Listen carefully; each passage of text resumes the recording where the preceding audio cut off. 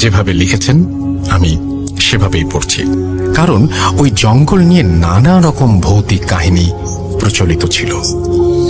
যারাই ওই জঙ্গলে বা তার আশেপাশে যেত তাদের অনেকেই অদ্ভুত আর ব্যাখ্যাতীত নানা রকম অভিজ্ঞতার সম্মুখীন হতেন। বিভিন্ন সময়ে কিছু মানুষ নাকি রাতের বেলা ওই জঙ্গলে শর্টকাট রাস্তা ধরেছিল দ্রুত গন্তব্যে পৌঁছানোর জন্য, কিন্তু তারা নাকি আর কখনোই গন্তব্যে পৌঁছায়নি। তাদের কোনো হদিসও মেলেনি।